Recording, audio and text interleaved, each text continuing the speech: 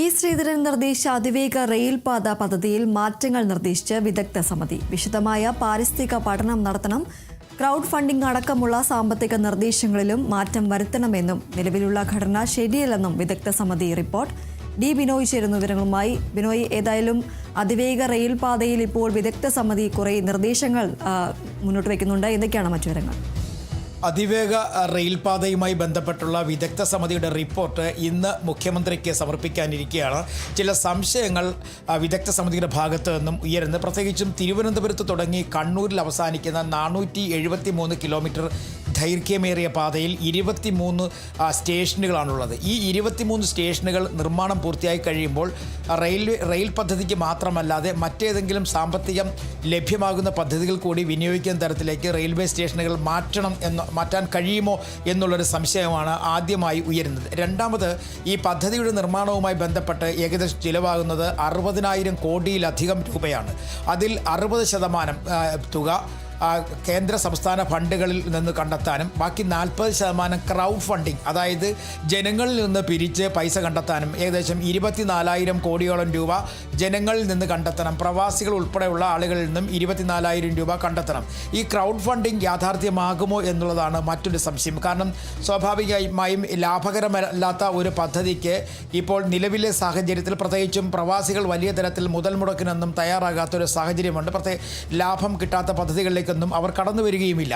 അതുകൊണ്ട് തന്നെ 24,000 കോടി രൂപ എന്ന് പറയുന്ന ഈ ക്രൗഡ് ഫണ്ടിങ് അതുമായി ബന്ധപ്പെട്ട് അവർ മുതൽ മുടക്കുമോ എന്നുള്ളൊരു സംശയം കൂടി വിദഗ്ധ സമിതി മുന്നോട്ട് വയ്ക്കുന്നുണ്ട്. അങ്ങനെ വലിയ തരത്തിലുള്ള സംശയങ്ങളാണ് വിദഗ്ധ സമിതിക്ക് ഉള്ളത്. മാത്രവുമല്ല, ഇതിൻ്റെ വേഗത 3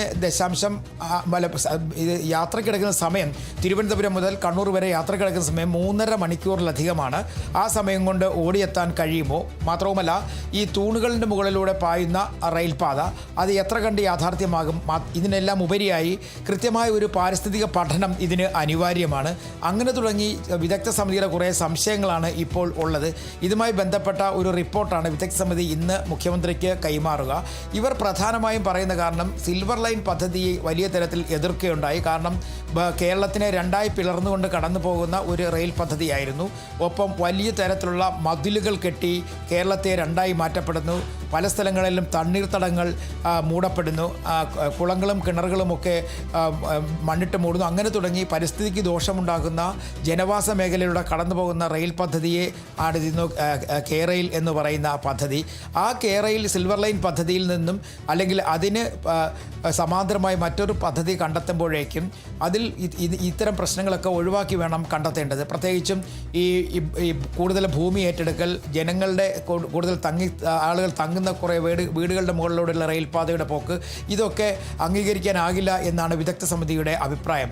അതുകൊണ്ട് തന്നെ ജനവാസ മേഖല ഒഴിവാക്കിക്കൊണ്ട് എന്നാൽ അതിവേഗത്തിൽ എത്താൻ കഴിയുന്ന തരത്തിൽ വലിയ മുതൽ മുടക്കില്ലാത്ത ഒരു പദ്ധതി, അതാണ് ഇപ്പോൾ ഈ വിദഗ്ധ സമിതിയുടെ മുന്നോട്ട് വയ്ക്കുന്ന ഒരു പ്രധാനപ്പെട്ട ആവശ്യം. പക്ഷേ ഈ ശ്രീധരനെ സംബന്ധിച്ചോളം അദ്ദേഹം പറയുന്നത് ഇത് ഭൂമി കൂടുതൽ നഷ്ടപ്പെടുന്നില്ല, പൂർണ്ണമായും ഇത് തൂണുകളിലൂടെയാണ് പദ്ധതി യാഥാർത്ഥ്യമാക്കാൻ ഉദ്ദേശിക്കുന്നത്. വളരെ കുറച്ച് സ്ഥലങ്ങളിൽ മാത്രമാണ് തുരങ്കം നിർമ്മിച്ച് മുന്നോട്ട് പോകുന്നതും.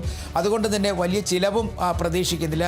അതിനെല്ലാം ഉപരിയായി സൗരോർജ്ജം കൂടി വിനിയോഗിക്കാൻ കഴിയുന്ന ഒരു പദ്ധതിയായിട്ടാണ് ഇതിനെ കാണുന്നത്. അങ്ങനെ സ്വാഭാവിക ഊർജ്ജം, അതിനെല്ലാം ഉപരിയായി ഭൂമി നഷ്ടപ്പെടാതെയും ആളുകൾക്ക് താമസ സൗകര്യങ്ങൾ ഇല്ലാതാക്കിയുമുള്ള ഒരു പദ്ധതിയെക്കുറിച്ചല്ല ചിന്തിക്കുന്നതെന്നാണ് ഈ ശ്രീധരൻ പറയുന്നതെങ്കിൽ തന്നെയും കുറേ അധികം കാര്യങ്ങളിലാണ് ഇപ്പോൾ വിദഗ്ധ സമിതിക്ക് പ്രത്യേകിച്ചും സംശയമുള്ളത്.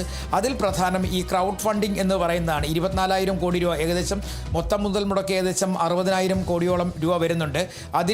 അതിൻ്റെ ഒരു 40% ക്രൗഡ് ഫണ്ടിങ് ആയിട്ട് കണ്ടെത്തേണ്ടത്. ഇത്രയും പൈസ ക്രൗഡ് ഫണ്ടിങ് ആയി കിട്ടിക്കഴിഞ്ഞാൽ ഇതിൻ്റെ ലാഭവിഹിതം ജനങ്ങൾക്ക് നൽകേണ്ടതായിട്ട് വരും. ഈ ഫണ്ട് വാങ്ങുന്നവർക്ക് നൽകേണ്ടതായിട്ട് വരും. ഒരുപക്ഷെ സിയാൽ മോഡലിലോ അല്ലെങ്കിൽ കിയാൽ മോഡലിലോ ഒക്കെ തന്നെ പദ്ധതി നടപ്പിലാക്കിയാൽ തന്നെയും സിയാലൊക്കെ വളരെ ലാഭകരമായി പോകുന്നത് അതൊരു വിമാനത്താവള പദ്ധതി ആയതുകൊണ്ടാണ്. ഇത് കേന്ദ്ര റെയിൽ സംവിധാനത്തിന് സമാന്തരമായി മറ്റൊരു റെയിൽ പദ്ധതി സംസ്ഥാനം തന്നെ കണ്ടെത്തപ്പെട്ട് നടപ്പിലാക്കുമ്പോൾ ഉണ്ടാകുന്ന സാമ്പത്തിക പ്രതിസന്ധികൾ ആ പ്രതിസന്ധികൾ മറികടക്കുന്നതിന് ആവശ്യമായ തരത്തിലുള്ള ലാഭം ഈ പദ്ധതിയിൽ നിന്ന് കിട്ടുമോ എന്നുള്ള ഒരു സംശയം കൂടി വിദഗ്ധ സമിതിക്കുണ്ട്. അങ്ങനെ വിദഗ്ധ സമിതിയെ സംബന്ധിച്ചിടത്തോളം ഒരു കൃത്യമായ ഒരു റിപ്പോർട്ട് ഇനിയും ഈ ശ്രീധരൻ്റെ ഭാഗത്തു നിന്നുണ്ടാകണം എന്നൊരു നിലപാട് കൂടി അവർ സ്വീകരിച്ചു കഴിഞ്ഞിരിക്കുന്നു. എന്തായാലും വിദഗ്ധ സമിതിയുടെ റിപ്പോർട്ട് മുഖ്യമന്ത്രി പരിശോധിക്കും. അതിനുശേഷം ഈ ശ്രീധരനുമായി വീണ്ടും ചർച്ചകൾ നടത്തും എന്നുള്ള വിവരങ്ങളാണ് പുറത്തേക്ക് വരുന്നത്. അതിവേഗ റെയിൽ പദ്ധതി എന്തായാലും ഉപേക്ഷിക്കാൻ UDF സർക്കാർ തയ്യാറാവില്ല. കാരണം സിൽവർ ലൈൻ പദ്ധതിക്കെതിരെ സമരം ചെയ്ത് അതിന് പകരം പദ്ധതി ഉണ്ടാകും എന്നൊക്കെ പറഞ്ഞ ആണ്.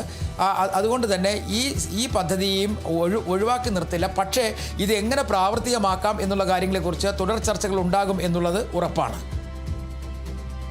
ശരി, ഡി ബിനോയാണ് വിവരങ്ങൾ നൽകിയത്.